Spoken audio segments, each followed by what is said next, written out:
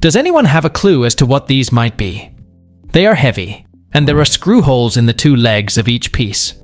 There is stamping on the metal saying, New York. By the weight, I would say that it is iron. It is pretty well rusted, so I am unable to confirm that there are any moving parts. A friend gave these pieces to me years ago because I am a fan of rusty, gnarly things. He has since passed away, so I cannot get any intel from him as to where he got it, or if he knows what it is. I came across it today, and I thought perhaps someone here may have an idea.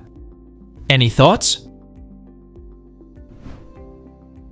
Those are antique school desk frames. This design with the adjustable height appears to be from the American SF Company of Buffalo, New York, which was formed when 18 different companies merged in the 1880s. One of those previous companies was the Grand Rapids School Furniture Company. This would have been screwed to the floor with rows behind each other, so that the person behind uses the desk that is behind the chair, and the seats would fold up to allow passage between the rows.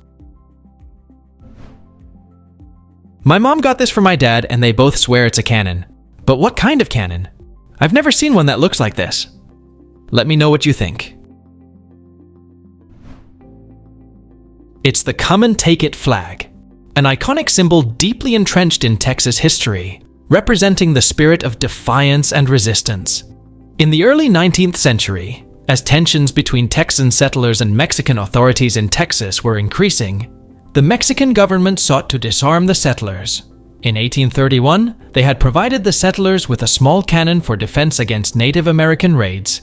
But in 1835, political tensions heightened, causing the Mexican troops to demand the return of the cannon from the Texas settlers of Gonzales. Refusing to surrender their means of defense, the leaders from the Texas military asked the women in the compound to create a flag in reference to the cannon.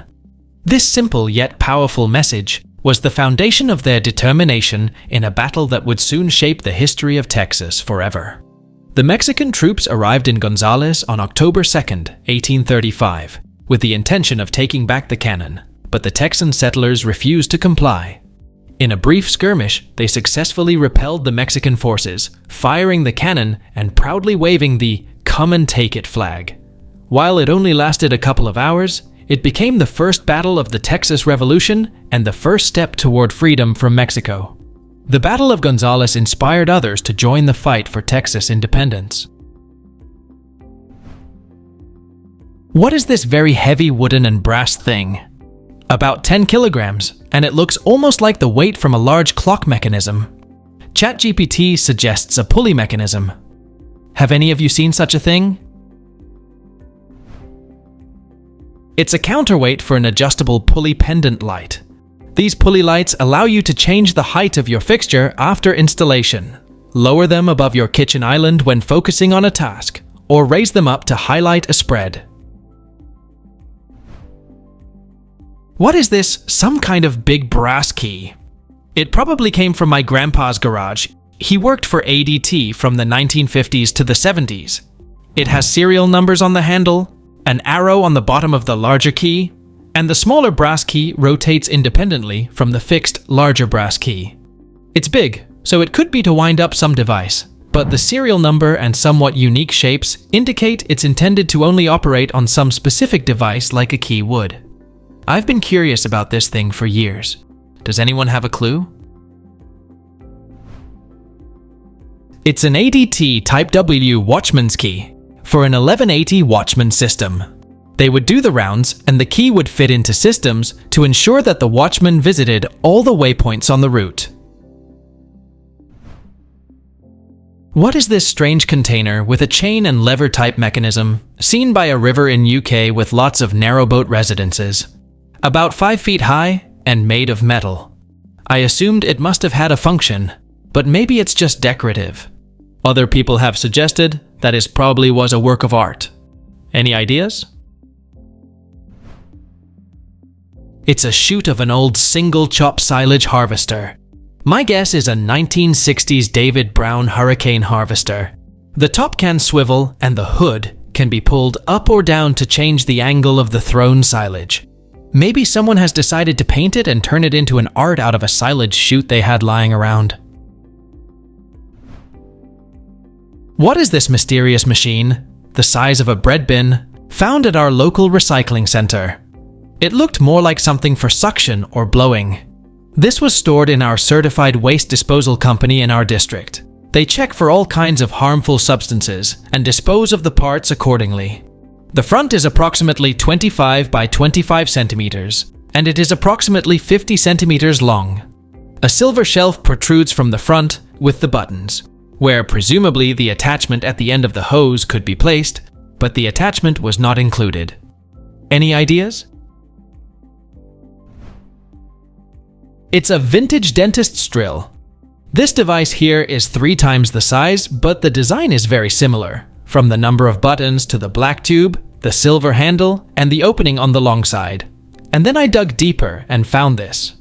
It was made by Kaltenbach and Voigt in Germany in the 1940s.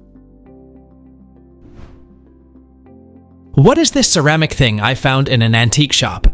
It has 3 holes in the top bowl. The ball is stonish, and it measures 4.5 by 6 by 3.5 inches.